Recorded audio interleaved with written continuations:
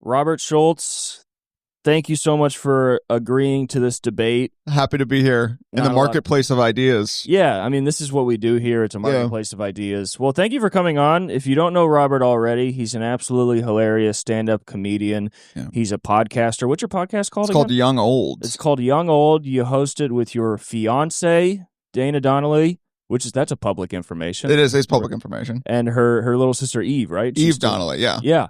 And you're also engaged to be married to Eve as well. It's a really twisted situation. That's why we went with the podcast to kind of be like, we got to get ahead of this thing. We got to control the narrative. Yeah, I mean, sister wives have happened before. Usually they're not sisters before. Well, that's kind of what I say. It's in many ways, it's the most classic arrangement. It's the most traditional arrangement. Yes. You used to marry the whole family. Yeah, and so I'm holding back. Yeah. And yet people keep throwing garbage at me when I walk through the town square. It is tough. People refer... You go to the Grove and they go, shame. And they all shout shame in unison. It's like a flash mob of shame. It is exciting, though. I mean, how was the proposal? Was it two individual or just a double trouble? Oh, yeah, that's great. Well, it was more so like my guards seized them all at once, and I didn't even need to say anything. They woke up in my cells. That's awesome. Oh, wow. And they kind of, you get it. You know what I mean? Yeah. So you have one of the more popular alt-right podcasts on the internet? Definitely one of the most kind of, we get the most done. You know what I mean? I don't know if it's the biggest audience, but we definitely get the most. They're the most right-wing. We're the most right-wing. It's a loyal fan base, and you're a lot less talk. We're action. We're all action. Yeah. No, I thought it was cool that you and Dana and Eve were supporting the local ICE raids. Doing everything like that. I did see a sign. I keep thinking about this. I just saw a sign of a guy. He hung it off a freeway, and he was like, support your local ICE raids. I'm like, what does that know? Also, how would I even do that? What does that even look like? Would I suit up? You kiss him. I think you go and you give him a little You just kissy. walk down the row of the ICE agents that are lined up with their shields, and you just give them taps on the rump, one by one. Doing great, boys. Good job, girls. and girls. Yeah, I don't know. Like, you bring them food or so. I don't know what supporting it is. It's just like it's a terrorist. Also, what support would they need? They have the military. They have the military with them. They have the federal government's permission to and then they're going to have the tuna casserole that I make for them. Yeah. and then there's Rob being nice to them, which they appreciate. And my list of all the mother-in-laws in the city. Yeah. I have a list of every mother-in-law. Did you see the video that was like two kids that were protesting the ICE raids, and they saw a cop and they recognized him as being a customer at Kava where they work? Whoa. Kava's like a fast casual it's like Mediterranean Chipotle, I think. Yeah. Right? Have you gone there? I have gone there. Okay. I don't think it's not to change the subject, but I don't think Kava's fully figured it out yet. Anyway, we can get back to that. We're talking about real issues. I do want to get back to that. Yeah. Barely a real issue. It was just funny because they were protesting and they recognized this guy and they were like, that motherfucker. They're also LA Mexican kids relentlessly calling him the N-word colloquially. Wow. Just using it. He was a black cop. Very funny dichotomy of what was happening. But they were like, that's wild. But they were like, that motherfucker comes into Kava all the time. He always asking for discounts. Like, no, fuck you. Can I get a free bowl? Can I get a discount? And then the cop is just standing there like, I do this. So the cop is African American. The two people yelling at him using the N-word were Mexican. Yeah, Mexican American. We're Mexican American, of Latinx. course. Yes, we're Latinx. Yeah, but the cop was on the side of like ICE. Yes. Man, this is like an SAT question. Yeah, this is just like, this is really interesting. Yeah, it's actually like a lot of people, like you would think. It's like, okay, what's the non-racist answer? There's a lot going on. Yeah, and if you choose black cop, you would actually be wrong. I think so. That he's supporting deportations and he's stopping protests. But yeah, they were using it the way like LA Mexican kids use the N-word, where it's like they're just a lot. They're they're just like too much. Yeah.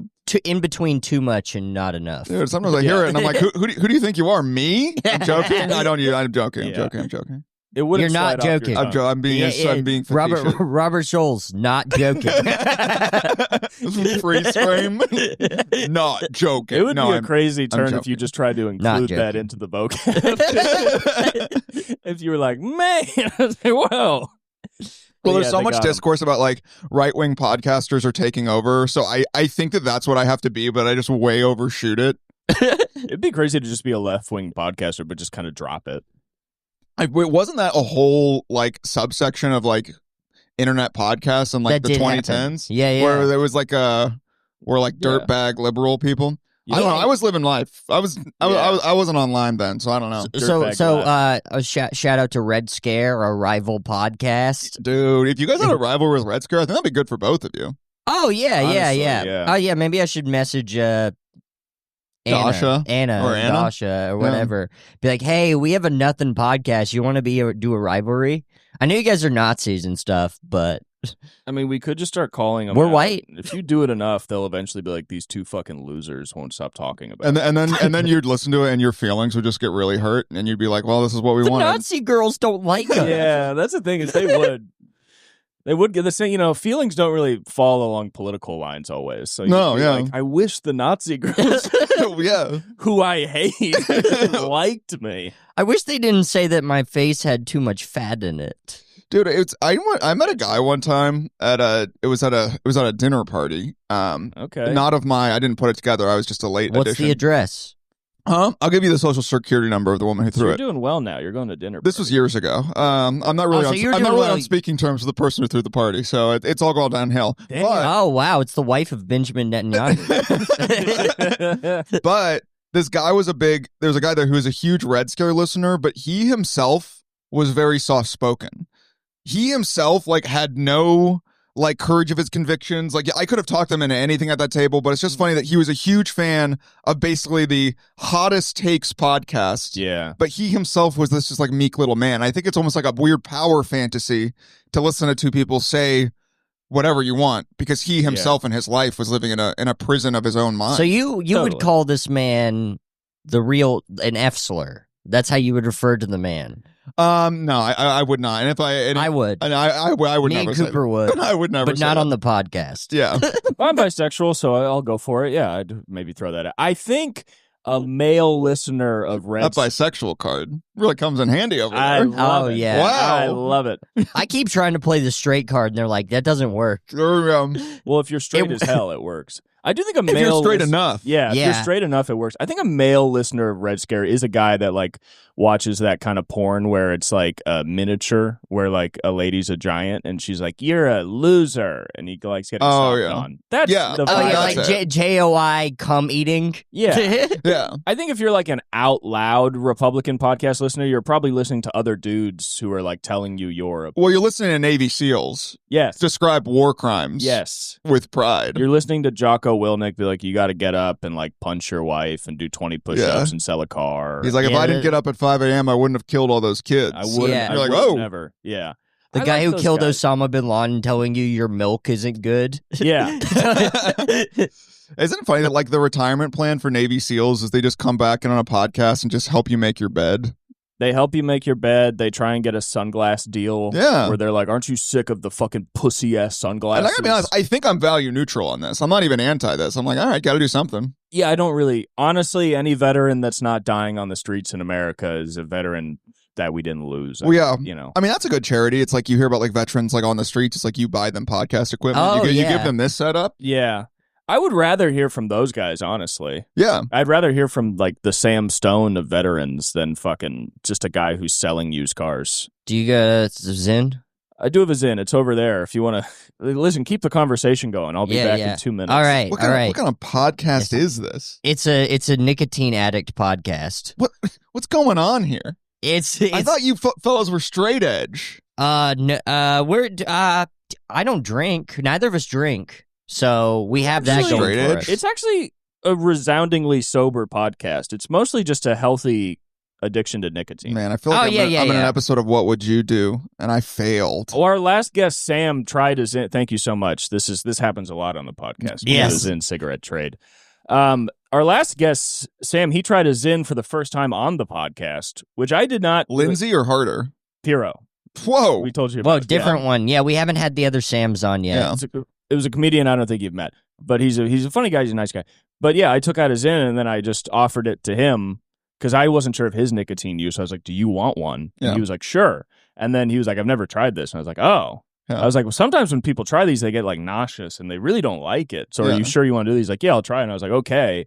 And then he almost threw up at the end of the episode, and he had to hang out for about half an hour before he. His face just went. His face went super like pale, like he just saw his dog get hit by a car or something. Yeah.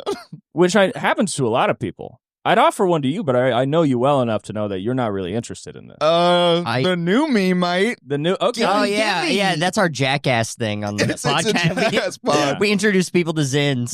You stuff zins down my throat. It is giving somebody a zin for the first time on a podcast is interesting. I mean, yeah. And then when I start bleeding from my eye sockets, that's good. That's clippable. That's good. Hey, Dana Donnelly's gay boyfriend's bleeding out of his eye sockets. Hashtag Dana Donnelly's gay boyfriend. Hashtag bleeding out your eye sockets. Hashtag Dana Donnelly's gay boyfriend bleeding out your eye sockets. That has been your biggest credit for a while, to be Dana Donnelly's gay boyfriend. So I'm going to top it by being the guy who bled out of his eye sockets by taking zins for the first time on Cooper Lyden's podcast. I just hope and Shane Bianchi. Shane Bianchi, yes. Shane Bianchi. I hope this podcast helps you beat the goddamn allegations. Dude, I followed you. They're going to, if I were... Yeah, I think you proved it by not dropping an F slur so far. That you're not allowed, you're fake gay boyfriend online. Yeah, that is true. Yeah. I'm coming out as not gay. I'm coming out as not gay. You might have to come out as that. Have you always gotten that?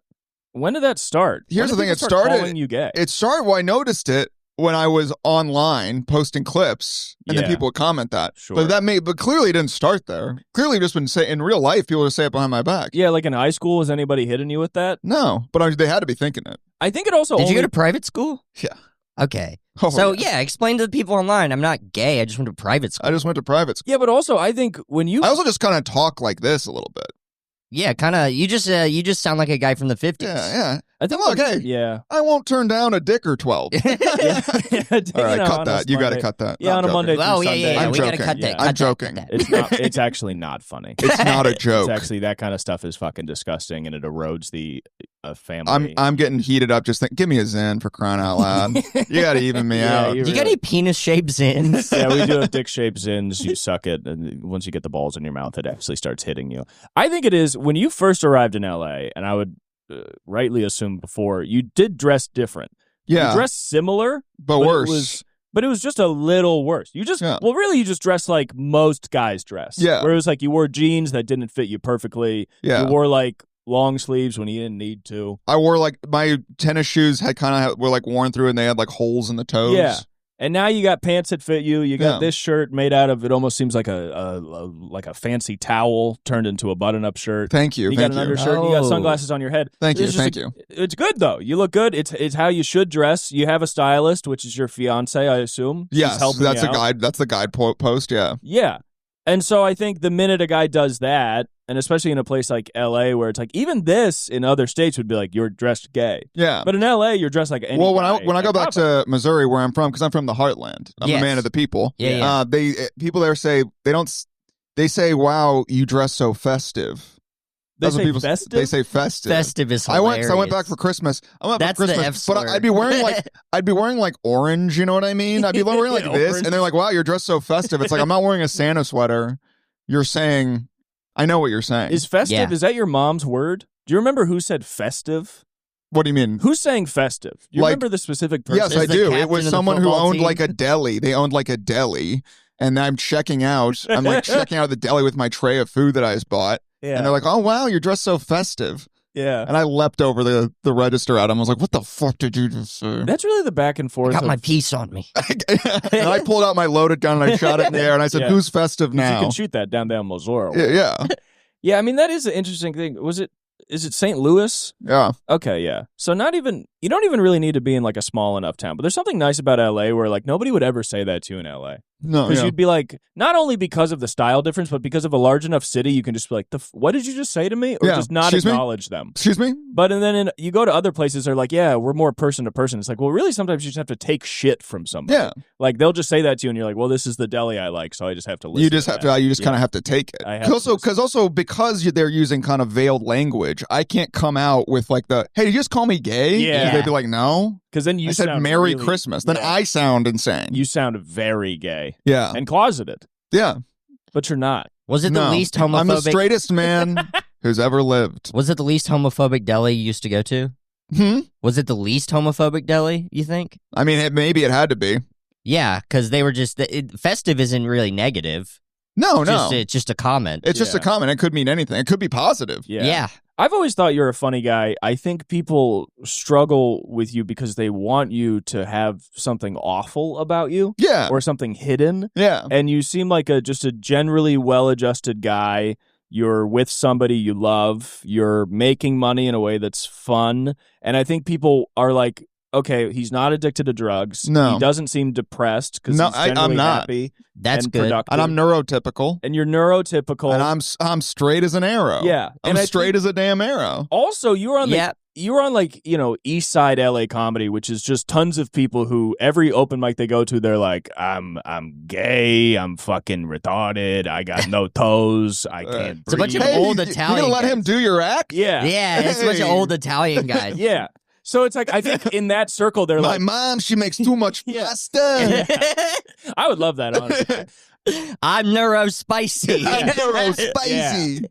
But then it's like you're a guy in that scene who's just like, no, I'm fine. And they're like, that's no way. I'm a guy in that scene who's like, I went on a date recently. Yeah. And the woman was like, everyone there's, what the fuck is and this? They're like, there's no way. That's You did make a school bus driver smoke Sherm before his shift. I remember that, and the bus crashed. I did do that, but I was acquitted. Oh, cool. So if we were acquitted, it doesn't matter. You can do whatever you want. Well, you can't get in trouble for making somebody get high. It's a personal decision. Yeah. They did it. They did. They killed those kids. He did it. I feel nothing. Yeah. Just because Robert holds Sherm doesn't mean everybody has to smoke it. Yeah. People just know he got it, and if you want it, you got it. Yeah. Hey, he's got a gun in this guy's face and a smoke and a wet cigarette in the other. It's like, where is he saying smoke this? I'm not saying anything. No. Yeah. I would be doing exactly that if the bus driver wasn't even near me.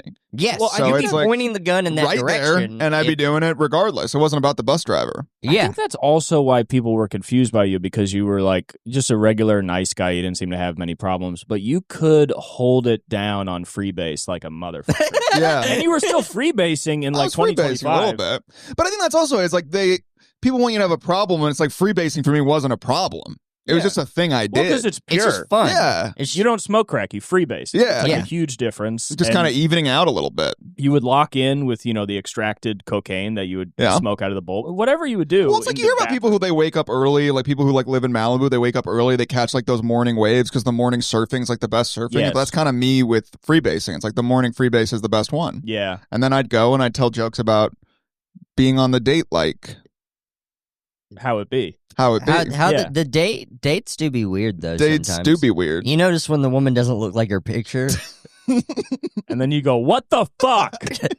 Hey, You look like a monster. You look like a damn swamp monster. That is how dates be. Man, yes. you ever go on a date with a woman, you realize like she's not like her picture, so you rip the skin off her face thinking she's wearing a mask. Yeah. And then you realize, oh shit, I just fully murdered this woman. Yeah, because you have that grin on your face. You go, I get, and then you think it's a Mission Impossible mask? It's just human flesh. It's not. I went on a date recently and the woman looked nothing like her picture. She was so much hotter, so I stormed out. I said, Yeah. this is a lie. Yeah, this is I don't fucked like up. to be lied to. Yeah. You go, I can't compete with this. Yeah. Wait, you deserve so much better than me. No, that's not how I felt. I just didn't like that she lied to me. Yeah. That's not how you felt. You No. you prioritize honesty. Yes. Yeah. Even no matter that she's beautiful and has a great job and, seemed like the type of woman I could start a family with, Yeah. it's like, well, you lied to me It'd originally. be a funny bit to continue throughout the date, to be like, I just hate that you lied to me about how beautiful you are. And she's like, thanks. Yeah. And then you just keep doing it until she's like, I almost feel threatened. Yeah. You're almost bringing it up so much. Well, I got my piece on me, so you should.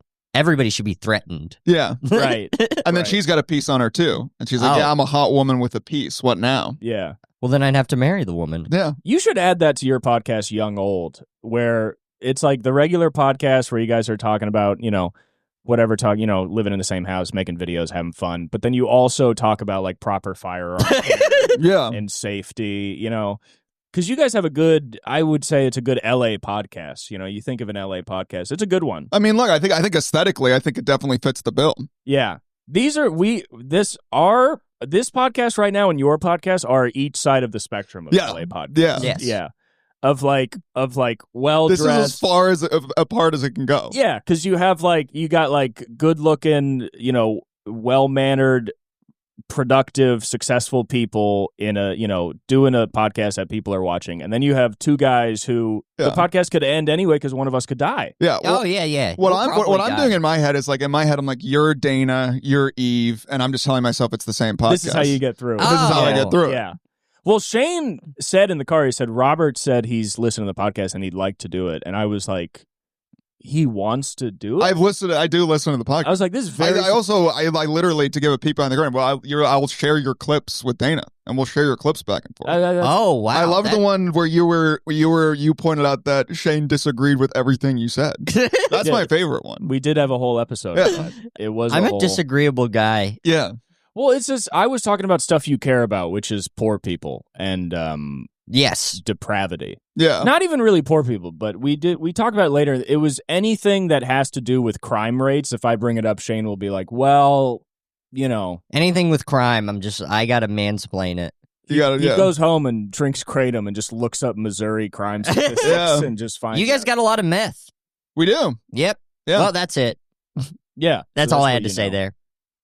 I've never been to Missouri. It can be nice in the summertime. Really? Yeah. All right, let's take a Dagnabbit boys trip. You got to take the Dagnabbit goes to Missouri would be pretty good. I would love to go to Missouri. What if you show up in Missouri and then everyone starts looking at you and they start whispering and they're like, "There's a Dagnabbit boys, there's a Dagnabbit," and you realize you're randomly huge in Missouri. I would move there. It's the way like the Killers are like a huge band in the UK. Yeah. They're like a mid-tier here kind of. In the UK apparently they're like the reverse Beatles. They're massive. We've been thinking about trying to do a UK thing. You would be great with the UK. Because like Jimi Hendrix went to the UK to get successful and then he came back to America. Yeah. And we're thinking we might actually have to do I could see you guys in Dubai. Oh, yeah, we'd be a great Dubai podcast, performing on top of the biggest building in the world. The Burj Khalifa. Yeah, you guys should do a podcast. You should go to the top of the Burj Khalifa and then talk about freebasing. Oh, okay. Yeah, I mean, the ultimate goal of the podcast is to make enough money, move to Saudi Arabia, get Mohammed bin Salam on the podcast, and just like kind of, because I feel like that guy doesn't get to have enough fun. Well, he's going on Young Old next week, I should say. That's I'm sorry. Yeah. I mean, I'm sure there'll be a lot of meat left on the bone afterwards, but I do like the guests you guys get. I mean, you got Ben Gvir, like defense minister of the Israeli government. You're getting everybody, and I like that it's an open forum to just talk. Yeah, you got the Michael Jackson hologram. We got the Michael Jackson hologram. Yeah. He was great. He was down to earth. Oh, wow, that's the crazy. Michael Jackson hologram. Well, because he's not really working right now, so he's kind of chilling out. Yeah.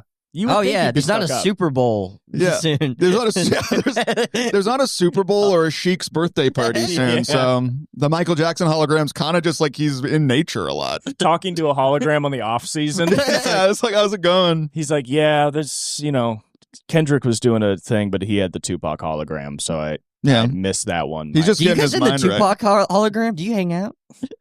Did the Tupac hologram and Michael Jackson hologram, they just caking it? Yeah, they're like, no, we don't have much in common.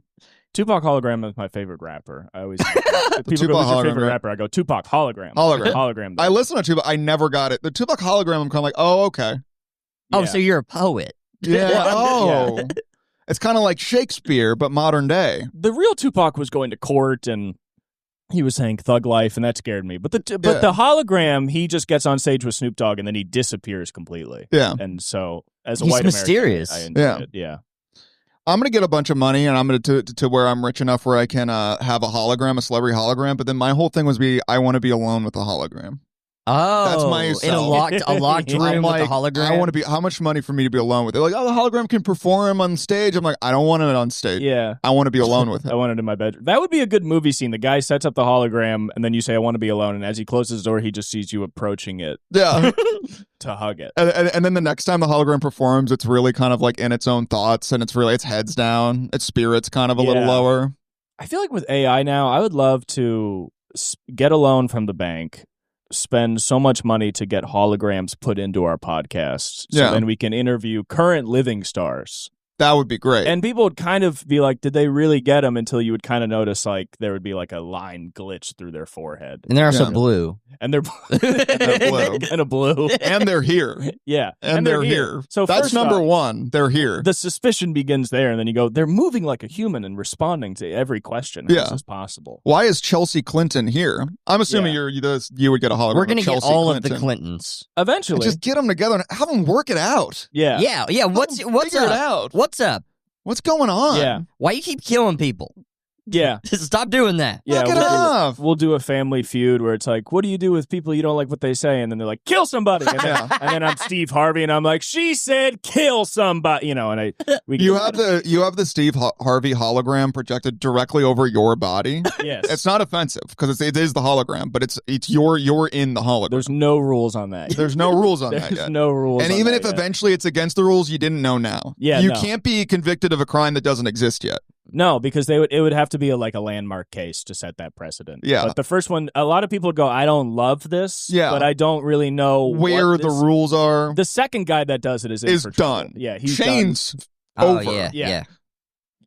Yeah. You put on the Steve Harvey hologram, everyone's cool. Shane does it, jail. Yeah. Yes. Well, Shane puts on the Malcolm X hologram, and then people go, that's more sensitive, and it is what it is. But yeah, Steve Harvey is a modern-day Malcolm X. Everything he's doing is absolutely amazing. So, that's important. But Robert... No, go on. Keep going. Shane and I will just sit here. Yeah. Talk about Steve Harvey a little bit more. Yeah. Steve Harvey. Funny guy. What do your days look like? What are you up to? I feel like I don't see you a lot anymore. Where do you get your ideas from? You still doing stand-up much? I do stand-up when people ask me. I see you on shows. When people ask me, I do stand-up. Was there a decision to do less stand-up, or was it just sort of like, I'm done with the mics? Well, I think I reached diminishing returns, and then I was like, well, then I just started doing other stuff. So then I was like, I'd rather focus on the other stuff. You ever think about touring? Because you got a lot of followers now. Yeah. You ever think about getting out there? I don't know. First off, I don't like touring. Yeah. I don't like going places and doing it. The version of touring that I would want to do is a level of fame that 3 people on planet Earth have. So so you're sort of like everything short of literally theaters and everyone there is wearing a shirt with my face on it. Yeah. I'm just it doesn't seem worth it to me. I'd rather So if Kevin Hart was like, hey, I can't do my theater show. Robert, you want to come in? Yeah, you want to come do it? Yeah. I would. And I'm going to cover up my face on all the shirts with your face. Yeah, I would do that, yeah. Okay, cool. Yeah.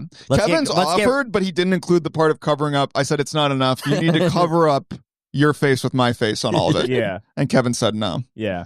You're trying to roast. He's difficult. Yeah. I'll just stand up when people ask me to do it. And so the reason I do stand up kind of few and far between, in part it's because I'm zen and evolved, and also people straight up don't ask me to do it that much. So it is crazy in LA. I wonder, who's getting asked consistently. I don't know if anybody is.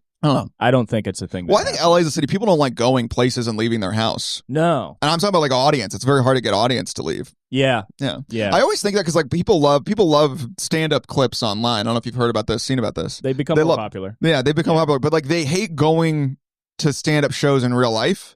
And it's you get that for the clips to happen, the real thing has to happen. You guys do have to be there. Yeah, it's in order for you to get the clips you like, you have to go to some shows you hate.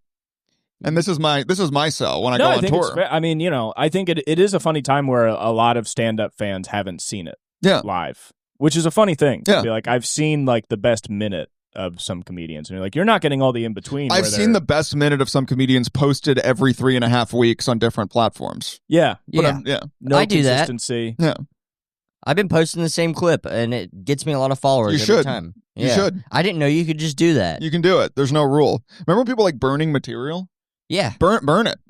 Nothing means anything. Yeah, that erodes with everybody now. It's what am I saving this for? For what? Yeah.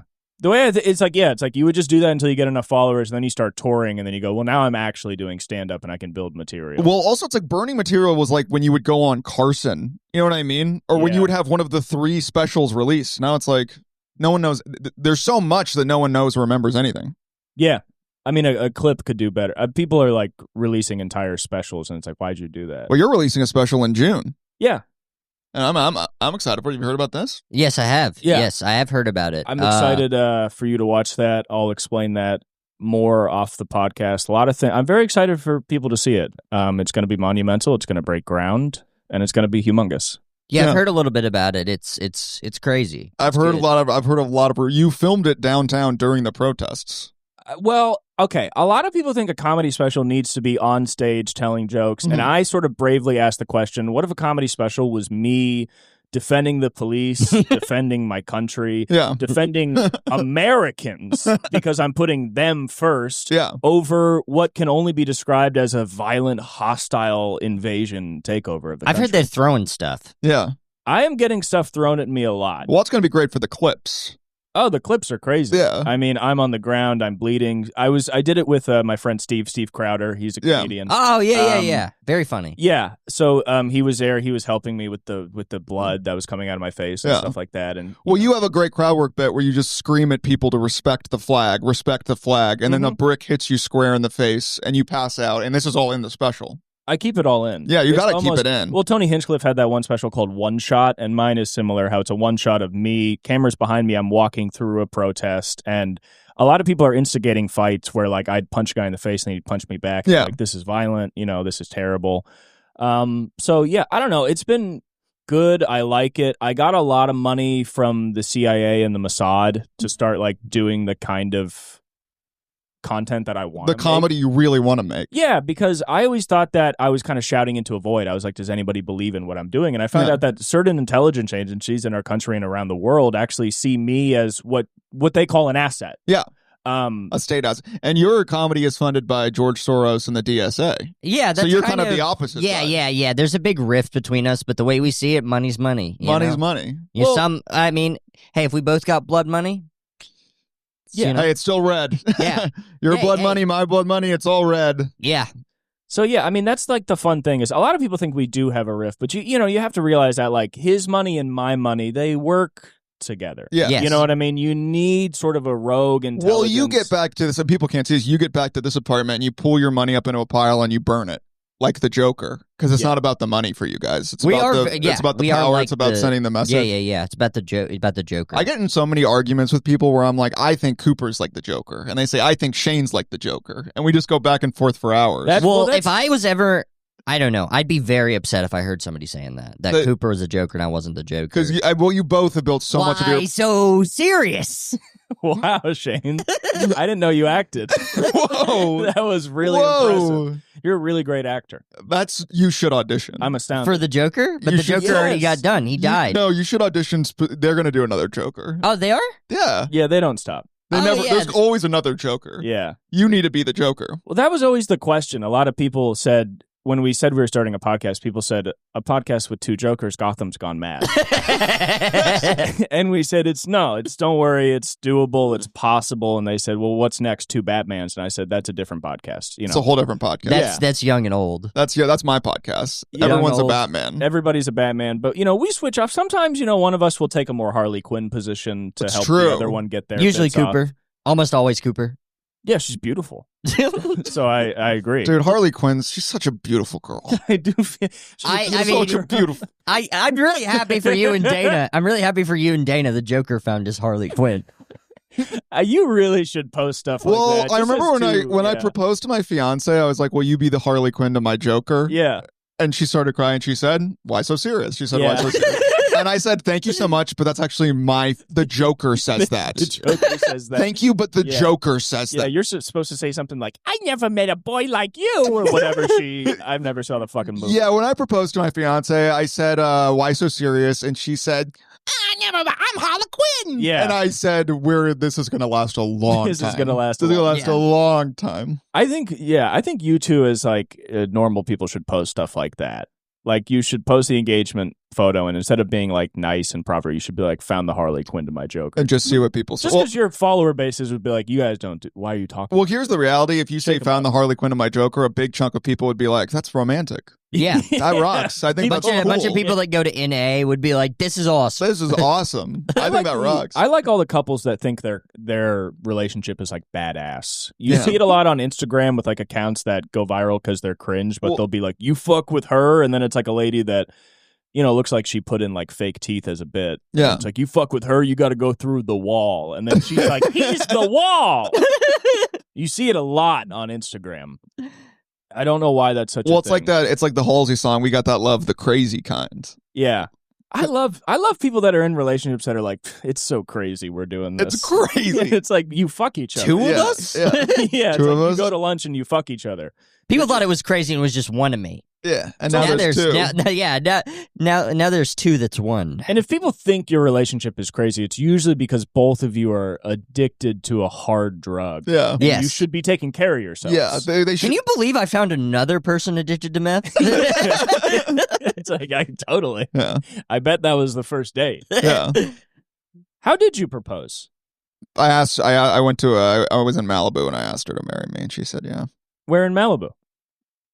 At there's like a hiking trail. A lookout. Yeah, That's like good. a lookout. That is what's good about living in LA is you can drive like 20 minutes and be like, I can propose here. Yeah.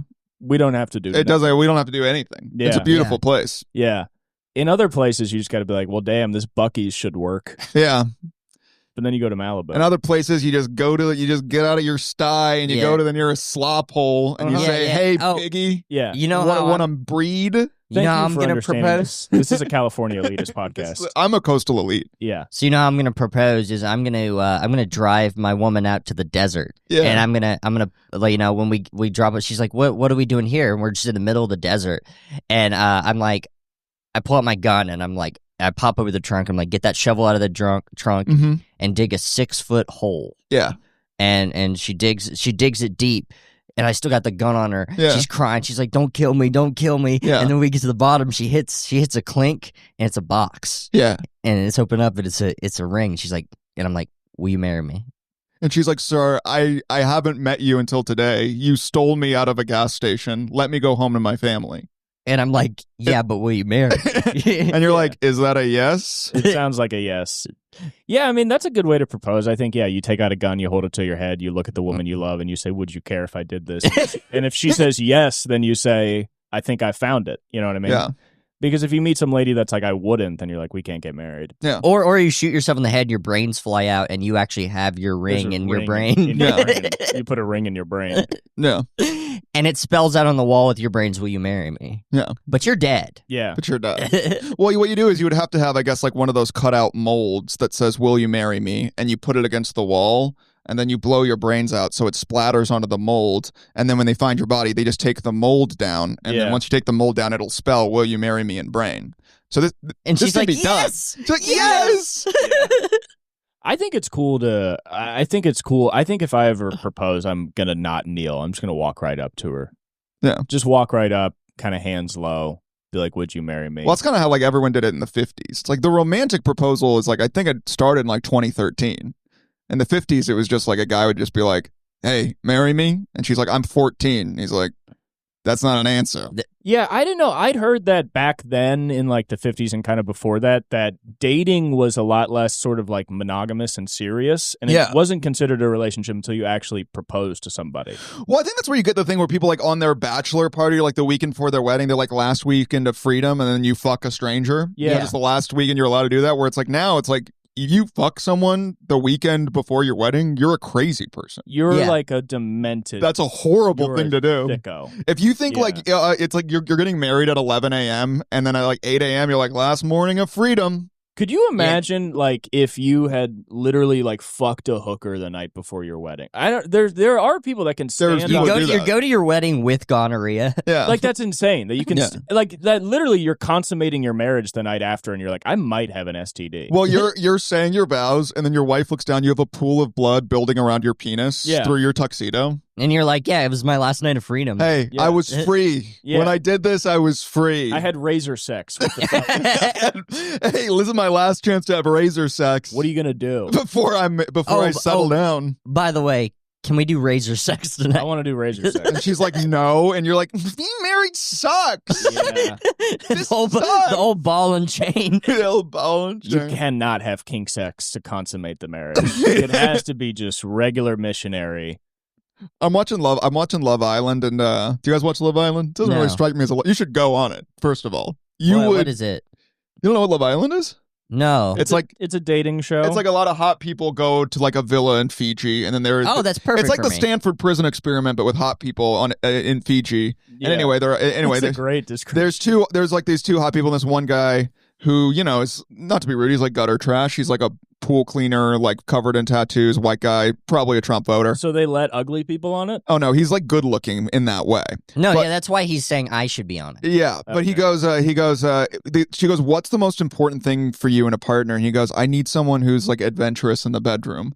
And I'm like, if you need to be executed, what if that's the most important thing? Is like, I need you to have razor sex with me in the bedroom. Yeah, you want a slave. The most important thing for me, getting pooped on. Yeah. I need to get pooped on. Yeah. Just like 3 days into the marriage, like, I want to do free use fantasy.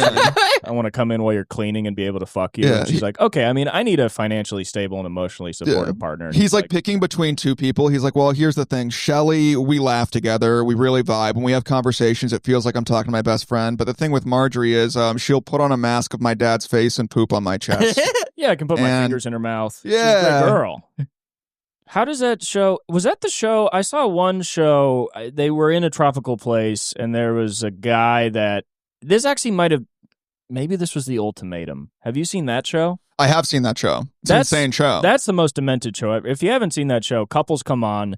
One of the couples is one of the people in the couple is giving the other one an ultimatum to get married, but they go on a show to then date and sometimes fuck other people on the show to see if they really want to get married. It's like 12 couples who all have been together a while, but they haven't gotten married and they have an ultimatum. And then basically they all swap partners to live with this random person for like 6 weeks. And at the end, they decide if they want to go date the random person or go back to their original couple. Yeah. People do go date the random person. It's crazy. I saw one where there was a guy that was like in his 40s. He was like one of these kind of like LA artists with a lot of bad tattoos. You can tell his art is just terrible. Yeah, of course. He was dating like a 21-year-old girl, and he was like, I want to get married. And she was like, I'm 21. Yeah. So I don't think I want to do that. And then they swapped, and he's like a skinny white dude. And then they swapped, and she got like the biggest jacked hot black dude with just a horse cock. And you're not really supposed to fuck, I think, but there's not necessarily a rule against it. I think they leave it very vague. And there is just a video. There's security camera everywhere. There's just a video of just both of them naked in a room. And it's crazy to bring somebody on a show and be like, well, you got fucked by a guy with a 9-inch cock now. And then be like, but are we still going to get married? Yeah. And you wouldn't believe it. They don't. That's so awesome that the fucking 40-year-old loser gets cucked. Yeah. Yes. I mean, that's what happened. Well, the 40-year-old loser, he thought he was going to score. Yeah. He thought it was going to be good for him. Yeah, and it was. It's like when guys get into poly stuff where they're like, I'm about to get so much pussy. Yeah. The whole show is like somebody's fucking somebody else, and the other person is in an apartment with a new person being like, I don't want to talk to you. Yeah. I'm so worried about my partner. Let's watch SpongeBob. Yeah. Yeah. SpongeBob is a better show. Love Island is, it's like they're just like all hot and they're all in this villa. Love Island, there's really no element beyond they're all hot, they're all in this villa, and then they decide who they want to hook up with. There's no added layer of intrigue. Is there an ending to where like is anyone trying to get married? Like is there like a Well, in the end there's a winning couple. So you want to be the couple that makes it to the very end. So you basically want to stay coupled up the entire time. But you come in single or you come in as a couple? You come in single. You don't know anybody. You don't know anybody. Yeah. And they're just implying to you that you need to get with somebody. Well, you need to couple up because also everyone shares a bedroom. There's like 12 beds in a row, and it's 2 people to a bed. So you need to be coupled up. Huh. Oh, wow. This feels like there's something sounding illegal about this. It's really legal. It sounds... Because they're filming it. If they weren't filming it, it would be trafficking. But they're filming it. That is the thing with a lot of reality shows. It's like if they didn't film this would be a torture. I also, because sometimes they'll do these big zoom outs of the villa in Fiji, and it's just in the middle of nowhere. It's like a black expanse of nature, and then this lit up bright villa. Yeah. And it's supposed to be like, look how cool this villa is. But then it's like, you've stranded these people. You've imprisoned them on a compound. Yeah. And you've said you need to hook up with another hot person to make it till tomorrow. It is very much a trafficking setup, but they film it. It's not trafficking if it's on Peacock. Right. Yeah, and Jigsaw hosts it. And Jigsaw hosts it, and he's great. He looks great. The Fiji Sun agrees with Jigsaw. Yeah. I've watched a video on those houses, too. They configure them in ways to where there's no corners. to where like you can't be alone. Oh yeah. They'll have like rounded edges to where like almost anywhere you sit, somebody can see you. Well, this was a big viral moment on the last season, but a guy was emotionally overwhelmed and he started to cry, but he didn't want the cameras to see him crying. And so there was one spot where the cameras couldn't see. So he jumped into the pool, and on the edge of the pool, there's like a little overhang. So he swam into the pool and he stuck his head up under the overhang so he could weep without the cameras catching him. That's so sad. That's real. Such a good opportunity for him though to get to be on Peacock. Yeah, that's a great that's a Peacock moment right there. Also, this season they probably got so many cameras up underneath the pool. They're you're not going to try that shit twice. They put cameras inside of people. Yeah. They're like, if anything's going in, we got to see it. Let's go to the spleen cam on Shelly. 2 weeks in, they pointed at a contestant. They're like, that guy's a camera. Yeah. This motherfucker is a camera. he's like, you've been fucking a camera. You've been hooking up with the camera. It's wearing a Hawaiian shirt over a camera. We have an announcement. It's not actually a villa. You are inside of a camera. You're inside of a giant camera. It is funny that when that guy was weeping, there was a producer that was like, "You motherfucker!" Like, that was so angry. He's like smashing things in the control room. Yeah. I need my adrenochrome. He probably got like berated after that. Like, how dare you cry off camera? Do you know why you came here? You are a body to be seen weep. He's like, did you at least save us the vial? And he hands them a vial of his tears, and the producer drinks it. And he's like, don't ever fuck with me again. And they don't even probably get a lot of money. Bring out his family. Bring out his family. They don't. Here's the thing. They don't get a lot of money. But here's the thing. The idea is by going on this show, you get enough social media followers that you become famous, that's where you make your money. But the reality is, only about a few people per season, if any, get social media followers and get famous. Yeah. It's but everyone going in, because they're all hot people, they're all the hottest people in their town. Yeah. They think they're going to be the one to be the star. Yeah. Cut to, they're fucking a camera and then they're getting eliminated. Yeah. So the best thing to do would just be show up and be like, I'm the weird guy. I'm the crazy guy. Like dressing clown, or like you're into ICP or something. But here's the problem. You need to be coupled up to make it to the next. So if you're the weird guy, then people are gonna be like, I don't want to fuck the weird guy. Yeah. So you need to be weird enough to get followers. To really win Love Island, you need to be weird enough to get followers, but not too weird to couple up. So you can get a bunch of social media followers and still make it a good distance into the show. Well, it's a good show for a manipulator. Like, the best couple to be in is the one where everybody watching it is like, why is she with him? Yes. Yeah. But because they are like, he's insane, he sucks, why is she fucking with him? Well, everyone gets like jacked. Clearly, everyone's in a calorie deficit before the show because they make you wear your swimsuit the entire time. You can't wear a shirt. And it's not trafficking because it's on Peacock. Yeah. But also, it's like you need to be like hitting the gym, but then you need to be getting your gaslighting game up. Oh, you need to, for a real manipulator, Love Island it's the ultimate playground. It's the Super Bowl. It's the Super Bowl. It's the Super Bowl of It's the gaslighter's Super Bowl. Yeah. Sometimes, because whenever people go on Love Island, like how I'm turning this into a Love Island podcast, they go on Love Island, and then everyone from that contestant's hometown will they'll post TikToks, be like, I knew this guy, and he cheated on me with my sister, and I knew this guy, and he said he was going to marry me, and then he dumped me to go on the show, and they're basically being like, oh, this contestant's actually really toxic, and it's like, yeah, that's why they're on this show. Yeah, they're not like a good person. They're on the show to be a bad person. That's the weird turn with reality shows where they used to be regular people to where you could be like, this feels exploitive. But now they're just people that want to be influencers. So then it's like we get all our influencers in a house and torture them. Yeah. Which adds a bit of... They want it. They want it. They want it. It's really weird. Well, I watch Survivor. You're asking what I do when I'm not doing stand-up. I'm watching reality shows. Survivor from 2014.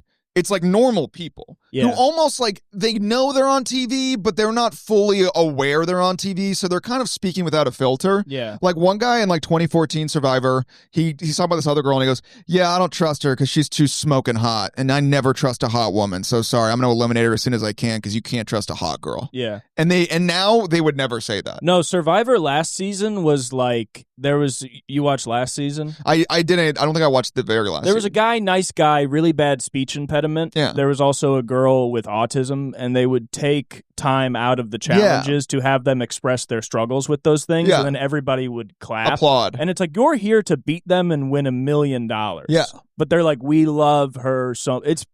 Everybody's very TV aware. Well, it's very media trained. It's like a marketing pamphlet. So funny to fuck with her to be like, hey, I just walk around with strobe lights on all the time. Yeah. Yeah, I mean, they had a thing where, the guy with the speech impediment, really nice guy, they would have him speak a lot. He would speak for the group a lot. And so, before a challenge, he would talk and he would barely get through a sentence. just rolled my eyes. It's more so about like the show. I think obviously if someone has a speech impediment, they should be allowed to speak. Well, it is. Listen, they got Elmer Fudd on the motherfucker. Representation in mainstream media is very funny because they're like, we need to represent people with speech impediments. And you're like, this is not a historically oppressed group. This is. Well, I would say also with Survivor, in a way, like the true representation would be you're competing all out. You know what I mean? Like the true representation would be like, let them on Survivor. Let's all go hard. Yes. And I believe, because I believe the speech impediment person could still win the show. Yeah. Even if you weren't kind of treating them with kid gloves. Yeah. Like, I think that is, I genuinely think that's the more progressive take. And you can think that way on a game show. Because it's a game. It's like in real life, you don't have to be like, you know,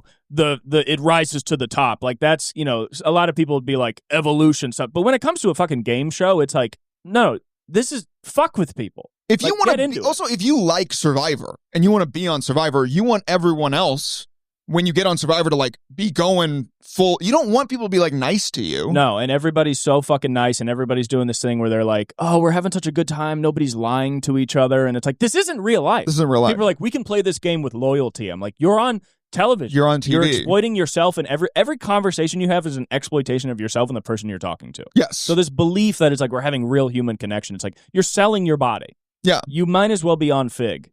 Yeah. You're selling your body. But like at one point, Jeff Probst asked like the girl with autism, he's like, who is a white girl from a rich family that is a PhD person at Georgetown. She has a wonderful life. Yeah. He's like, is there anything we can do to accommodate you more? And I'm like, Jeff Probst, you make $100 million on a game show. You would step on her face if she got in the way of your walk inside to Nobu. Like, stop. Jeff Probst, you are who you meet in hell. You're the greatest host in the world. You host hell. Yeah. Like, you don't give a fuck about other people. You know that off camera, he's like smoking a $1,000 cigar made of child skin, being like, these fucking idiots.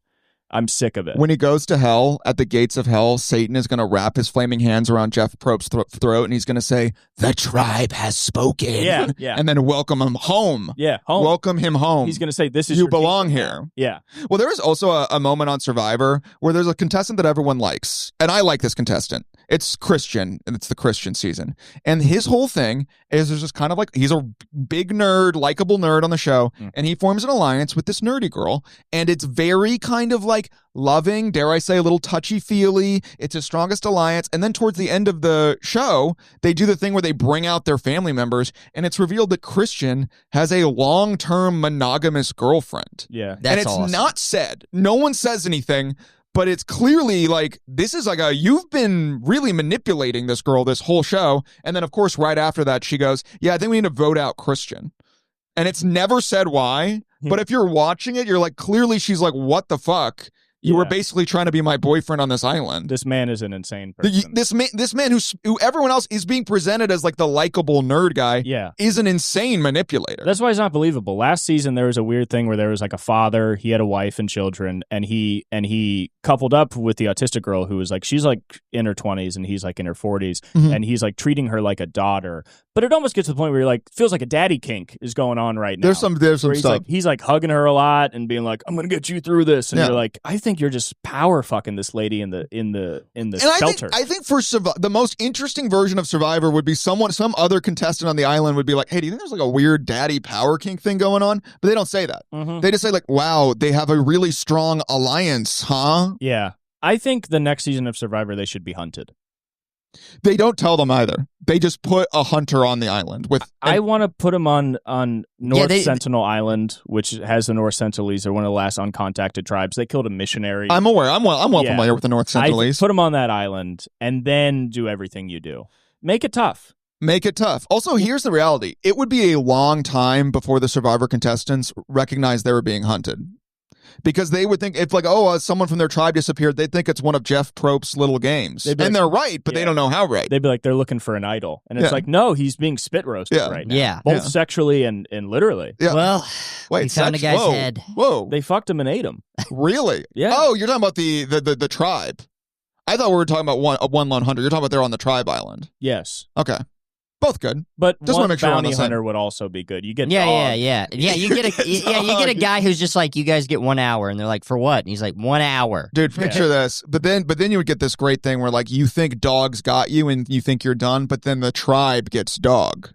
and you get rescued by the uncontacted tribe, and that gives you an out. And they beat and he Dog finally the gets to Bounty go Hunter. meet his ex-wife in heaven. Yeah, they beat him with sticks. And then you go back to your, the blue tribe, and you're like, hey guys, Dog the Bounty Hunter just tried to kill me, and then an uncontacted tribe spit roasted him and ate him, and he's dead. And then he stepped on a landmine, and they caught him. And then they'd be in a talking head, and they'd be like, I don't know what kind of game Emily's trying to play, but I don't buy this Dog the Bounty Hunter story. But then you look down the beach and you see a guy in leather on a motorcycle in the sand 500 yards away. Well, you're going to catch like a crab, and you step on something, and it's Dog the Bounty Hunter's leather vest, but stained with blood. Yeah. And you're like, whoa. This feels like we should pitch this. Feels real. This feels like a real thing. I think we're getting there. Eventually, we'll have shows where people are dying. Because we have it on Instagram right now. There's whole pages of people dying. It's only a matter of time until it makes it. Yeah, it's like pretty much Shane's whole account. You'll post, if you want to follow me, Shane Bianchi Comedy. Yeah. I mean, people are really into twisted, fucked up comedy right now, so I've just been posting pictures of people dying. Yeah. And then you'll post like clips of like your very funny Chatterbox set. Yes, my Chatterbox set, and it's also like, because I'm trying to get like comedy fans and also like Kill Tony fans, so like twisted stuff. Yeah. Well, you do like street vigilante stuff where you're one of those guys that goes up to like people using fentanyl on the street and you're like, what are you doing? Yeah. There's fucking kids around. That's what I did for my Kill Tony minute. I dragged someone who was doing fentanyl in front of children up onto the stage at the mothership, and I just opened his throat. And Tony was like, wow, great minute. Yeah. Yeah. He was like, wow, really original. Really original. Where'd you bring this we guy got from? a star. California? I think we got a new star. And then he's like, your new Kill Tony regular. And then I just have to kill a new person who does fentanyl. And then I run out and I'm killing like, public school teachers and stuff. Mm-hmm. Mm-hmm. Yeah. Well, you run out of material. And then when I'm out, I kill myself. Kill yourself. I kill myself. I would like to kill myself on Kill Tony someday. Yeah. Oh, yeah, because it's called Kill Tony. I want to go on. What about Kill Me? I want to have a bad set. Yeah. What do you think of that? I want to get roasted by the panel, and then I want to go, okay, I'm taking everything you're saying in stride, and I take out a gun and just kind of Bud Friedman, put it in my mouth. But here's the thing. Tony would checkmate you. He'd just pull another name from the bucket. Yeah, he'd be like, that was Cooper Liddon, everybody. Yeah. Cooper Liddon killed himself on stage. Next up, we got Shane Bianchi. Kill Tony fave. I did it once, and it's insane to me he read my name perfectly correctly. Yeah. It's like the first time anybody's ever seen my name written down and said it correctly. Yeah. Well, your name's been whispered in the halls of every comedy club for years. Oh, yeah, you're right. You're kind of like a demonic figure. You're like the ghost of the mothership. Yeah. Oh, yeah. Yeah, I'm Mitzi. You're Phantom of the Opera, Mitzi Shore. Yeah. But for the comedy mothership. There's something there. I was in the green room of the comedy mothership, and all the comedians in there were talking about cancel culture. And it is funny to be in a place where you're like, so many people talk about this club, and being in the green room is like being in the heart of this kind of comedy that a lot of people who don't do comedy despise and think is evil and the reason Trump got elected. Yeah. And to then be in the green room and to hear them all talking about cancel culture, you're like, wow, this is the thing. You guys do this. Well, you'd kind of be disappointed if you were in the green room of the mothership and they were talking about how like Survivor doesn't have the teeth it used to have. It's like, no, you want to hear them doing the thing. Yeah. But it's also like seeing a kind of vulnerability where they feel misunderstood. Yeah. They're like, I don't know why everybody's saying this. Yeah. And you're like, wow, this is. And it's also just on any given night to then hear that, to be like, so you do this every night. All the time. Yeah. It has to be every single night. There's no way this just came up. Yeah, organically before you came in. There's no way you're talking about the response to your shows. Maybe they were like, a guy's from LA is coming. They might cancel us in the green room. Yeah. Maybe they were doing it performatively for you. They're like, all right, a guy from LA is here. Let's give him a show. And they're like, cancel culture. And then you leave and they're like, so how is your poetry? Yeah. There is a feeling of everybody in that green room. Kamala comes out of the closet. She's like, oh, wow. I thought he'd never leave. Yeah. No, then they can finally talk. They can get down to it. But yeah, no, Chelsea Clinton was there and she was hanging out. And she was talking about cancel culture. Yeah, it was good. She was one of the boys. Yeah. David Lucas did bring Kyle Rittenhouse to the mothership. Is that real? Yes, he brought him, and to the credit of everybody else at the mothership, Kyle was not well received. I don't. He walked him in, and then everybody was like, "What the fuck is this shit?" Well, here's the thing: even if Kyle Rittenhouse killed 0 people, he's still a terrible vibe. Even if he's never killed anyone, you'd still be like, even if Kyle Rittenhouse had never killed anyone, if he showed up at a party, you'd still wouldn't be like, "Oh, Kyle's here." Yeah. No, he's a guy if Kyle showed up to the soup kitchen, you'd be like, get this guy out of here. Get him out of here. Yeah. We don't need that much help. He's a guy that doesn't talk a lot, but then will just randomly drop like... Well, he's all action. Yeah, just a racial Probably way too much action. He'll just drop the statistic. Yeah, just like he's not saying a lot, and he's like, well, 13%. You're like, whoa, Kyle. You're like, whoa, get out of my house. And then someone's like, you just kicked Kyle Rittenhouse out of your house. And it's like, wow, I didn't even know that. I didn't realize. I just thought he was a guy who sucked. I thought he was just a guy who sucked. Yeah. I would have sworn that was just a guy who stunk and I didn't want to talk to. Yeah. Maybe he just smelled bad and that's why people didn't like him. Yeah. And that's why you got to get out on the road, Robert. You can finally be in these green rooms where I can meet Rittenhouse. You can meet him. Yeah. And you can open for Rittenhouse. People are like, how come you never tour? How are you going to ever meet Kyle Rittenhouse if you don't go on tour? I mean, but we do wish him well. Kyle Rittenhouse, sign my dead body. I find out Kyle Rittenhouse is a friend of the pod, live on the pod, and I'm like... He is he's really trying to be a friend of the pod, and we keep telling him he can't come on, and he's like, I just want to clarify. He's always walking around with books. I keep knocking him out of his hand. Yeah.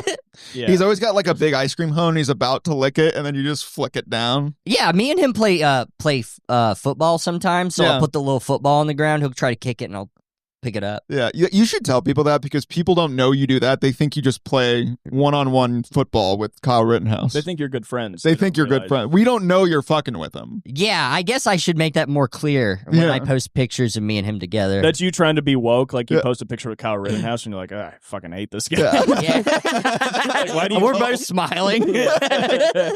You're smiling in Morgan Wallen shirts at a concert, having a fun-ass time. Wallen.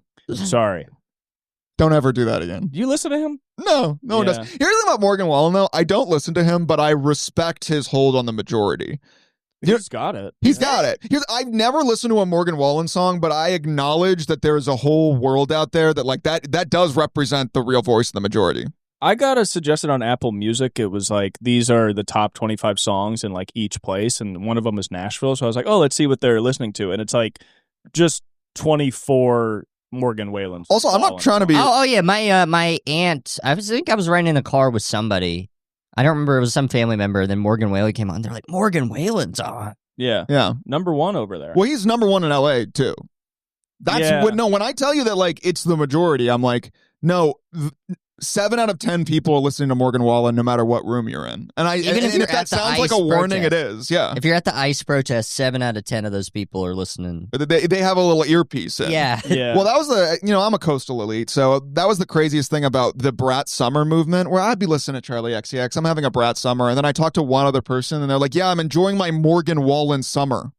It's a really good Morgan Wallen summer. I'm like, wow, I don't know anything about anyone. Yeah, for most people, it's a Morgan Wallen summer, spring, winter. For Shane, it's a Griselda summer.